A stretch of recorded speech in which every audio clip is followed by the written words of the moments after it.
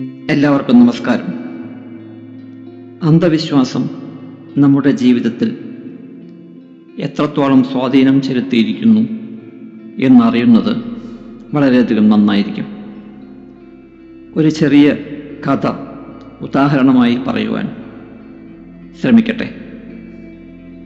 ഒരു മധ്യവയസ്കൻ തലയിൽ ചുമടുമായി എല്ലാ ഗ്രാമങ്ങളിലും നടന്ന് ആ ചുമടിലെ സാധനങ്ങൾ വിൽക്കുന്ന ഒരു സാഹചര്യം ഉണ്ടായിരുന്നു.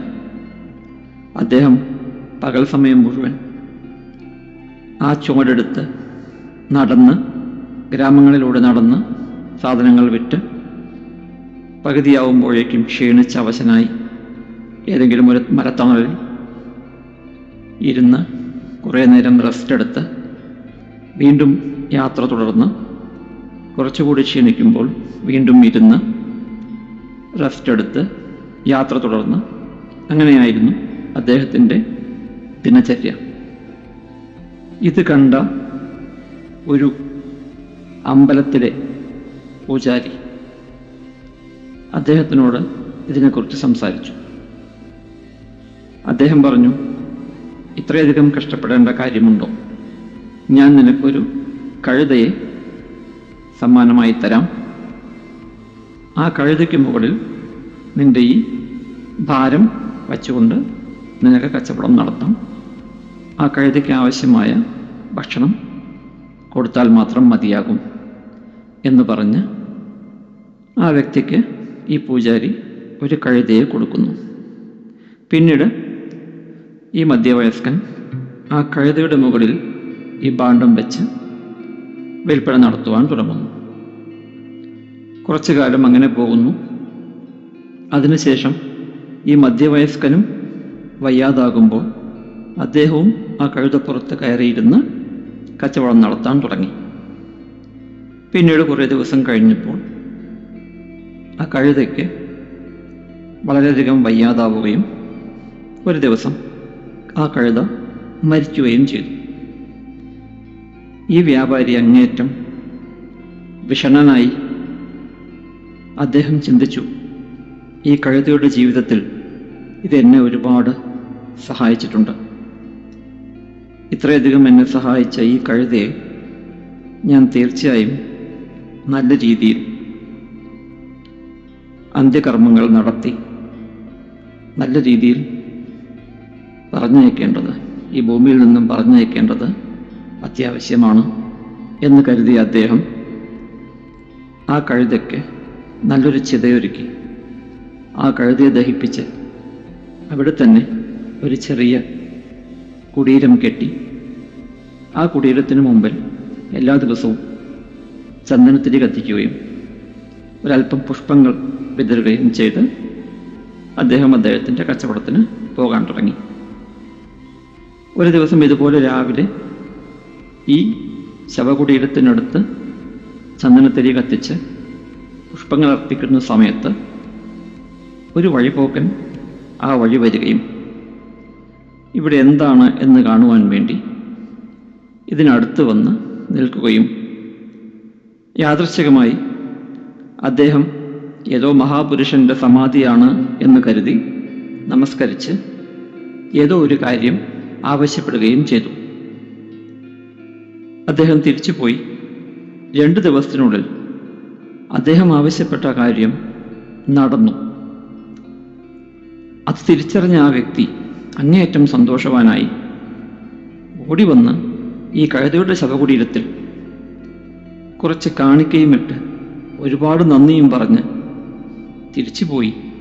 അടുത്തുള്ള ഗ്രാമങ്ങളിലെല്ലാം ചെന്ന് പറയുകയാണ്, ഇവിടെ ഇങ്ങനെ ഒരു മഹാപുരുഷൻ്റെ സമാധിയുണ്ട്, അവിടെ പോയി എന്ത് പ്രാർത്ഥിച്ചാലും നടക്കും.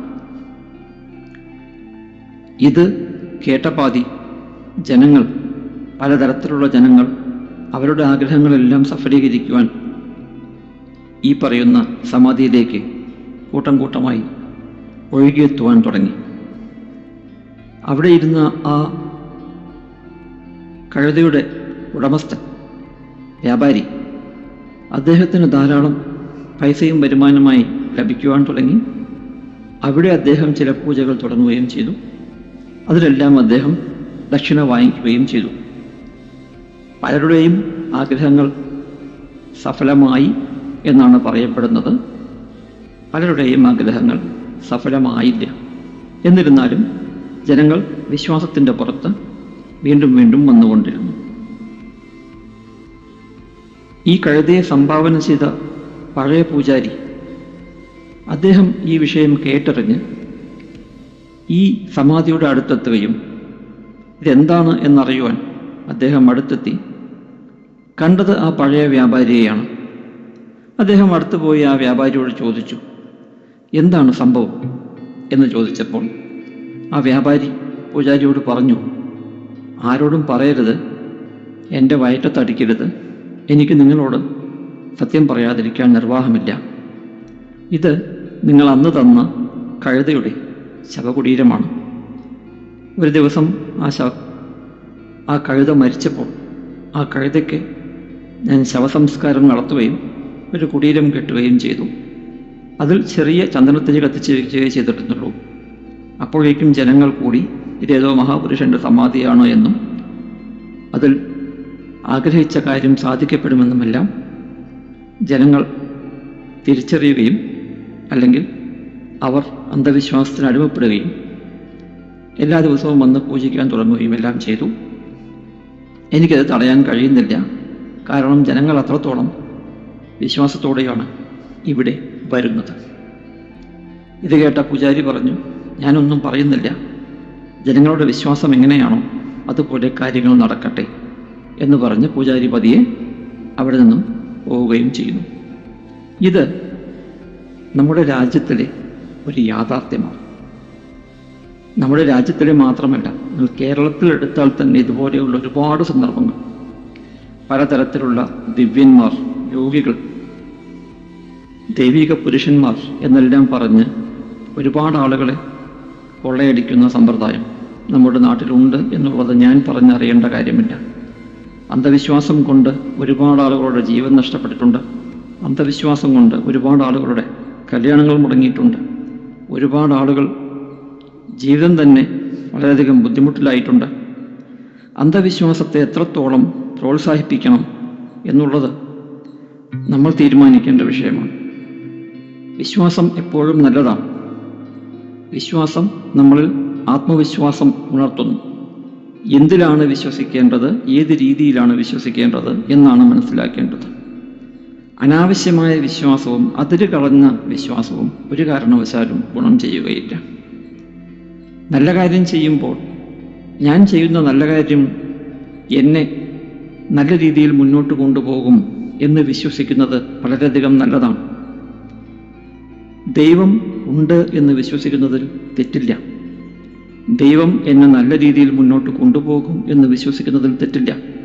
ദൈവം എനിക്ക് ബുദ്ധിമുട്ടുകളൊന്നും ഉണ്ടാക്കാതെ നോക്കിക്കോളും എന്ന് വിശ്വസിക്കുന്നതിൽ തെറ്റില്ല. എന്നാൽ അന്ധവിശ്വാസം ദൈവത്തിന് വേണ്ടി പലതും ചെയ്യുക, ദൈവത്തിനെ പേടിച്ചുകൊണ്ട് പലതും ചെയ്യുക, ദൈവം ഒരിക്കലും പേടിക്കത്തക്ക ഒരു വ്യക്തിയോ ഒരു ആരാധനാമൂർത്തിയോ ഒന്നുമല്ല. ദൈവം നമ്മുടെ എല്ലാം ജനയിതാവാണ്. ദൈവം നമ്മുടെ എല്ലാം സൃഷ്ടികർത്താവാണ്. ദൈവം നമ്മയെല്ലാം നല്ല രീതിയിൽ നോക്കി നടത്തുന്ന ഒരാളാണ്. നമ്മളെല്ലാവരും അദ്ദേഹത്തിൻ്റെ സന്തതികളാണ് എന്നിരിക്കെ ദൈവത്തിന് ദേഷ്യം വരും, ദൈവം കോപിക്കും, ദൈവം നമ്മളെ ശപിക്കും, ദൈവം നമ്മളെ ഒരുപാട് ബുദ്ധിമുട്ടുകളിലൂടെ കടത്തിക്കൊണ്ടു പോകും. അതിനുവേണ്ടി അതൊഴിവാക്കാൻ ഇത് ചെയ്യണം, അത് ചെയ്യണം എന്നെല്ലാം പറയുന്നത് അങ്ങേയറ്റം അന്ധവിശ്വാസമായിട്ടേ എനിക്ക് തോന്നിയിട്ടുള്ളൂ. എല്ലാ ജ്യോത്സ്യന്മാരും പറയുന്ന പ്രധാനപ്പെട്ട കാര്യം, നമ്മൾ പലരും അമ്പലങ്ങളിലും അതല്ലെങ്കിൽ മറ്റ് ആരാധനാ കേന്ദ്രങ്ങളിലും പോകുന്നത് ഭക്തി കൊണ്ടല്ല, ഭക്തിയേക്കാളേറെ പേടി കൊണ്ടാണ്. നമ്മുടെ മനസ്സിൽ അന്ധവിശ്വാസം എന്ന പേടിയുടെ വിത്ത് പാകി ആ വിത്തിനെ മുളപ്പിച്ച് അതിന് വെള്ളവും വളവും കൊടുത്ത് ഇതെല്ലാം നമ്മൾ തന്നെയാണ് ചെയ്യുന്നത്. അങ്ങനെ തുടർച്ചയായി ചെയ്തുകൊണ്ടിരിക്കുമ്പോഴാണ് നമ്മുടെ മനസ്സിൽ അന്ധവിശ്വാസം, ഈ അന്ധവിശ്വാസം എന്ന് പറയുന്നത് മനുഷ്യനെ വളർത്തുകയല്ല ചെയ്യുക, തളർത്തുകയാണ്. വിശ്വാസം മനുഷ്യന് ആത്മവിശ്വാസം പകരുന്നു. അത് ഏതിലുള്ള വിശ്വാസം എന്നല്ല, ദൈവത്തിലാണെങ്കിലും സ്വന്തം കഴിവിലുള്ള വിശ്വാസമാണെങ്കിലും മറ്റൊരാളിലുള്ള വിശ്വാസമാണെങ്കിലും ഇതെല്ലാം നമ്മെ മുന്നോട്ട് നയിക്കാൻ പ്രേരണയാകും. അതേസമയം അന്ധവിശ്വാസം എന്നുള്ളത് പൂർണ്ണമായും നമ്മളെ തളർത്താൻ മാത്രമേ ഉപകരിക്കൂ. അതുകൊണ്ട് അന്ധവിശ്വാസം നമുക്ക് വേണ്ട. വിശ്വാസത്തെ മുറുകെ പിടിക്കാം. നമുക്ക് മുന്നോട്ട് പോകാം. എല്ലാവിധ ഭാവുകങ്ങളും നിങ്ങൾക്കുണ്ടാവും.